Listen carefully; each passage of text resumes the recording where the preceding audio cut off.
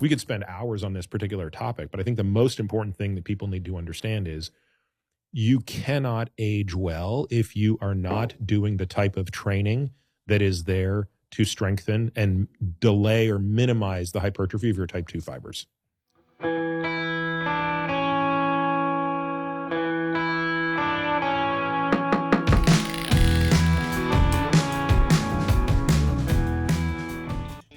Hi everyone, Mike here from Bikes by Mike with another cycling related video. I've been waiting to do a video like this for a long time, but haven't gotten around to it until now. I'm going to tell you what I see as the single worst piece of training advice given to athletes by coaches. I'm not saying that all of them are getting it wrong, but far too many of them are providing, in my opinion, some really bad advice. Okay, let's get to it. A quick disclaimer. I'm not a coach, trainer, physician, or sports scientist, and I don't know you, and I don't know what is best for you. In many ways, I'm totally unqualified to speak on this subject, as I'm not an expert in this field. But I do keep up with sports science research, and I do listen to those experts that do know what they're talking about. So I know enough to at least have an opinion on it. And I know enough to know that many mainstream coaches are plugging a training philosophy that isn't backed by today's sports science. All right. Now that we've got that out of the way, let's get to it. So what are coaches pitching that I think is so wrong? It's the monotonic exercise routine, which is based on the principle of training specificity. Training specificity. I can never say that word. Which says that the greatest benefit comes about by doing the specific type of training that relates to your intended goal. You know, the weekly, monthly, yearly exercise program with the monotony of doing all your training on a bike. I'll tackle today's topic in 4 parts. I'll start off by explaining what a monotonic training program looks like and why it is so bad. Next, I'll tell you about an alternative approach called the multi-modal exercise program and why it is better suited to athletes, particularly amateur athletes. I'll then present the scientific research that backs multimodal training as a better way to achieve athletic performance and overall well-being.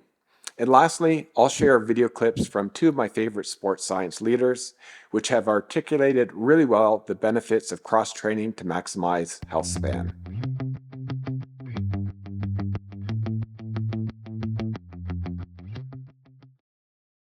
Let me expand a bit on what I mean by monotonic exercise routine. A monotonic or monomorphic exercise routine is one that involves only one type of activity. So for a typical cyclist looking to improve fitness, a monotonic training program will include only on-the-bike workouts, focusing almost entirely on improving cardiovascular fitness. Yes, the duration, intensity, and sequencing of workouts may change, but all the exercises are performed on the bike, even recovery workouts. If you look at a monotonic training program laid out on a calendar, it looks like one of these. The 4 differ in volume, intensity, and the sequencing of different types of on-the-bike workouts, but they are all monotonic in their approach. All the training is done on the bike. And I can say that by far, this is the type of training program that most cycling coaches and personal trainers recommend to cyclists. And how am I so sure that this is the type of training that is being pushed so frequently onto us amateur cyclists? Because I see it all the time, even when I'm not looking for it. And if I didn't see it all the time, I wouldn't have bothered to make a video like this. And you hear it at both the amateur and professional level. I heard it again this week when I listened to Mark Cavendish being interviewed on Rich Roll's podcast. Is there any training that you do off the bike that's different? Like, what does the gym workout look like? The sort of dry land, other things? No, I probably do less off-bike work now than I used to. All my stuff is quite on-bike based. That's Vazzy's thing. A lot of my strength training. There's no gym or anything like that. The strength work's done on the bike. It's all on the bike. But it's easier to put aside what Cavendish does because he's the greatest sprinter of all time, and we are not. So what works for him is less likely to work for us. It can be harder to sort out the smoke and mirrors among the amateur ranks, though. Just as a little test, I decided to do a web search on cycling training program to see what comes up. And these are all the ones that came up in the exact order I found them. And just like when I did my search for cycling training calendars, like I showed you earlier, I got a whole slew of training programs from different coaches, personal trainers, and cycling enthusiasts with a lot of differing opinions on how intense your workouts should be, how long they should be, and how many rest days you need to take. But as much as they differed, they had much more in common with one another. They all recommended monotony as opposed to diversity in their training. It's very much an old school approach that taught athletes that if you want to get better at something, you need to be very specific about your training and just do that one thing. Like, it couldn't possibly make sense to do a strength training program to improve endurance performance, right? Surely the Informed Cyclist website will have a proper training plan. Yeah, no, same old monotony rules approach. I was almost ready to give up my search for a more well-balanced multimodal cycling program when I finally found this one published by Cycling Weekly, which included cross-training as part of a weekly training program. Okay, it was just a glancing mention of it, but it's more than what the others recommend, and they include at least one cross-training day a week in their training plan. Yes, there is hope. So why is monotonic training so bad? Well, you see, there are 5 commonly referenced pillars to physical fitness: cardiovascular endurance, muscular strength, muscular endurance, flexibility, and body composition. If you want to optimize your performance, health, fitness, and longevity in life, not to mention to make yourself more durable and capable of avoiding injury, you need to train them all. Yep, like all of them. Just doing one thing like cycling won't optimize your fitness, no matter how hard you train. It'll give you 1, maybe 2 of the 5 you need, but that's all.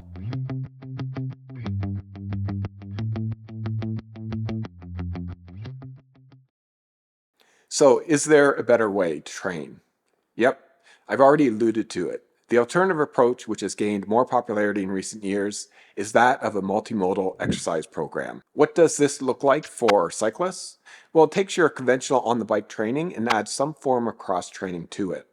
Cross-training is simply an exercise protocol that uses several modes of training outside an athlete's main sport. So for cyclists, that would be other stuff beyond cycling, like yoga, stretching, weight training, breathing exercises, and maybe some form of endurance training, like running. Going back to the 5 pillars of physical fitness I mentioned earlier, cross-training fills in the gaps to improve the areas of physical fitness that are not trained through cycling alone. Oh, what's that you say? You're prepared to give up being healthier and fitter in favor of being faster on the bike? Well, you're still no further ahead with conventional training. As I'll show you, the overwhelming research is now pointing to cross-training as being effective at improving endurance, or at worst, not being detrimental to aerobic performance. So let's take a deep dive into what the science says about multimodal training.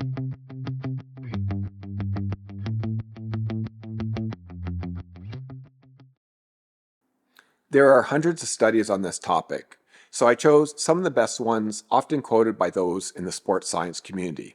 I specifically picked those studies that tested whether adding a cross-training component to a conventional endurance training program would benefit athletes in one of 2 areas: endurance performance or injury prevention. Those are the 2 areas I think we can all agree are important to all cyclists. I didn't care if the participants were cyclists, but they had to be endurance athletes. I chose these 7 studies. 2 of the studies looked at injury prevention, and the other 5 on endurance performance. Let's start with endurance performance. All 5 studies concluded that adding cross-training to a conventional monotonic training program will improve endurance performance more so than if relying exclusively on cardiovascular exercises. There is one small caveat to one of the studies, which I'll mention later. Let's look more closely at each study, as the details makes the findings even more impressive. The first study we'll look at is called Strength Training Improves Cycling Efficiency in Masters Endurance Athletes. While it's the oldest study among my list, it's an important one as it was groundbreaking research. It was the first study to test strength training on endurance cyclists. They took 17 masters and young cyclists and put them through a 3-week strength training program. At the end of the program, they determined whether they improved their endurance performance by measuring their cycling efficiency, specifically the delta efficiency, or DE.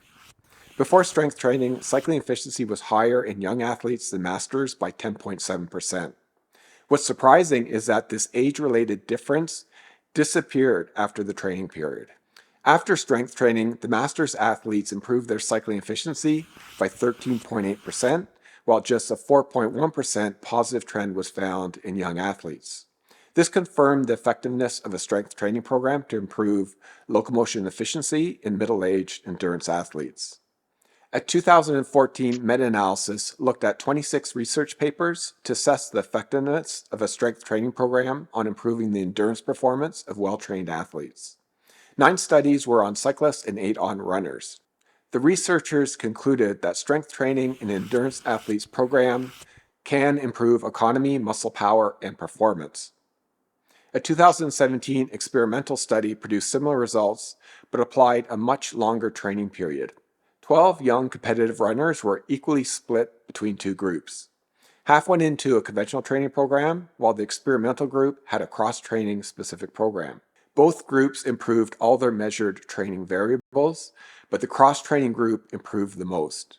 The authors concluded that cross-training is more effective than conventional training at improving 5,000-meter performance in runners. We see similar results again in 2022 randomized study of 30 male recreational runners aged 30 to 40. The subjects were placed in one of 3 groups. Group 1 was a running-specific strength training group, Group 2 was an endurance training group, and Group 3 was the concurrent training group, or the cross-training group. The results? Group 1 only improved strength. Group 2 only improved their cardio, and Group 3, you guessed it, they improved both their strength and endurance.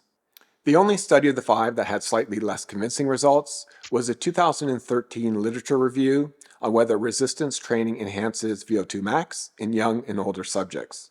The researchers concluded that RT-induced increases in VO2 max may be dependent on the initial level of fitness of the subjects, with those having a low level of initial fitness more likely to improve VO2 max with RT.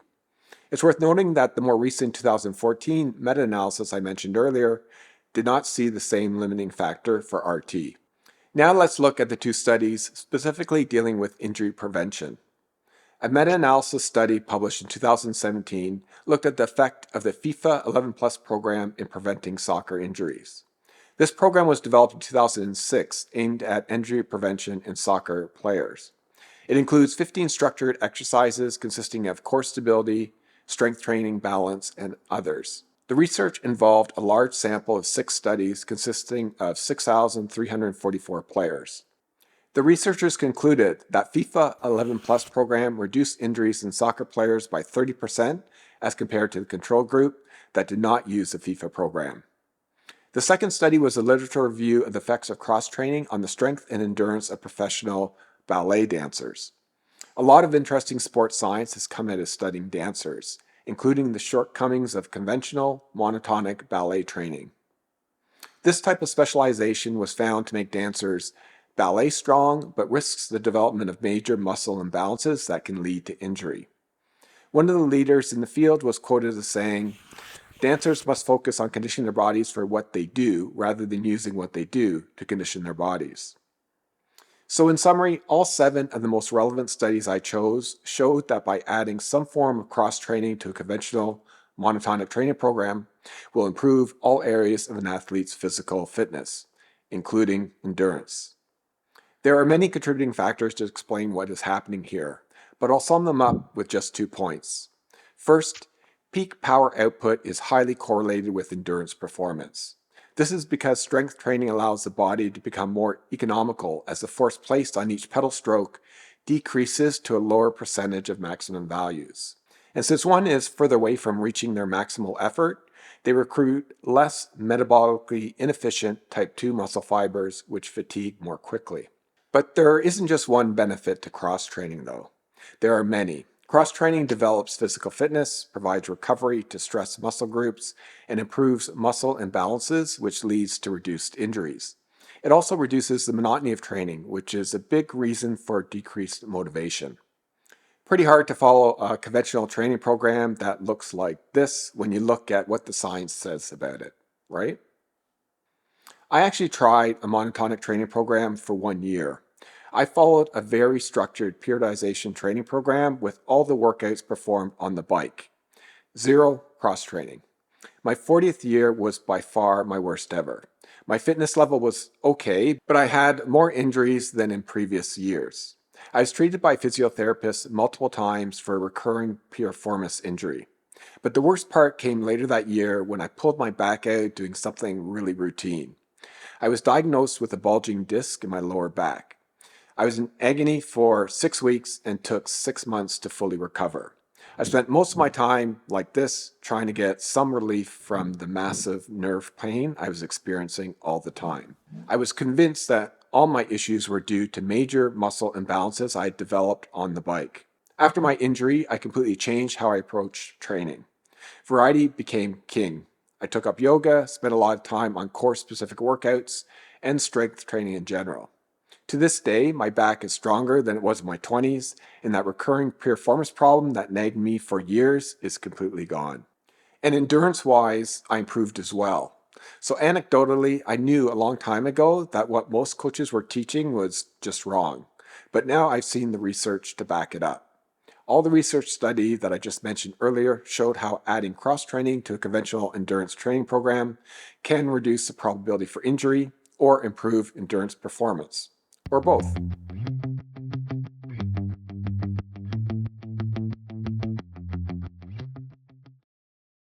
But there is one other benefit to being overall physically fit that does not translate directly to athletic performance. It's improvement to one's health span. Health span is very different to lifespan. Lifespan is simply the length of time a person is alive. By contrast, health span is a period of life spent in good health and free from chronic diseases and disabilities. We can see this in play when looking at the health metric of two very different individuals with very different lifestyles. Individual A is someone who does everything wrong: smokes, drinks too much, has a poor diet, doesn't exercise. Individual B is someone that does everything right: doesn't smoke, doesn't drink, has a healthy diet, and regularly exercises. You can see that both A and B have the same lifespan. They live to age 87. But there is a drastic difference in the quality of life of these two people, known as their health span. Both are rated equally healthy up to around age 36. But whereas individual B remains reasonably healthy until his or her final year, individual A only maintains their healthy state until around age 63. So individual A's health span is around 63 years as compared to individual B's, which is around 86 years. And the scientific literature says that one of the main, if not the single most important predictor of this health metric gap is the level of overall fitness of the two individuals. And what form of training can best maximize the gap between the two? Yep, a multimodal exercise program that works on improving overall fitness. Listen to what these two experts have to say about Healthspan and why spending all your time on a bike won't get you there. But back to your question, what do accidental deaths primarily amount to for the aging population? Again, it is so clear that it is fall related.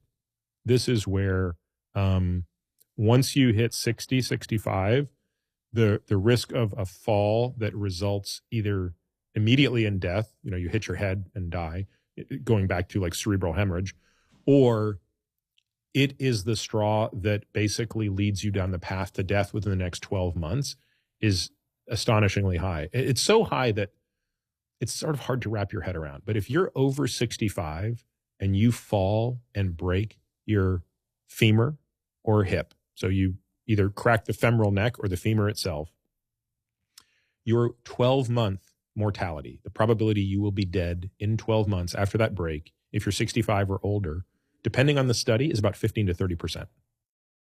Wow. What is the hallmark of aging on the muscle? It is atrophy of the type 2 muscle fiber. That's the hallmark. Fast twitch muscle fiber. We could spend hours on this particular topic, but I think the most important thing that people need to understand is you cannot age well if you are not doing the type of training that is there to strengthen and delay or minimize the hypertrophy of your type 2 fibers. And road cyclists as a group of athletes tend to have low bone mineral density. So Dan was very interested in that. And for his first independent project, he decided to follow a group of competitive road cyclists for a year and measure their bone density roughly every 3 months. But Dan actually showed that their bone mineral density decreased over time. And looking just at the hip, it was almost a 2% decrease, which is not unlike the accelerated rate of bone loss that we see in postmenopausal women after the loss of ovarian estrogens. We know that the acute response of bone can be both catabolic and anabolic. I mean, we also have a wealth of evidence that bone formation can be turned on acutely by exercise. So both of these competing processes can be turned on. So I think the net effect of exercise over time on bone is going to be the synthesis of how these two opposing processes are being turned on. So I would think that if you're doing a weight supported exercise like cycling or swimming, that may not turn on bone formation as effectively as a weight supported or a weight bearing exercise. So that is pretty much it for my long-winded explanation for why the standard monotonic training program plugged by so many coaches won't optimize your health, fitness, or endurance performance. For those of you that stuck with me until the end, thank you very much. Tell me what you think. Did I get it wrong? What am I missing? Add your comments below. That's all I got for today, folks. If you like this video, please give me a thumbs up and share it with your friends. And if you're not subscribed to this channel, please subscribe as it will allow me to produce more content for all of you. See you next time. Happy rolling.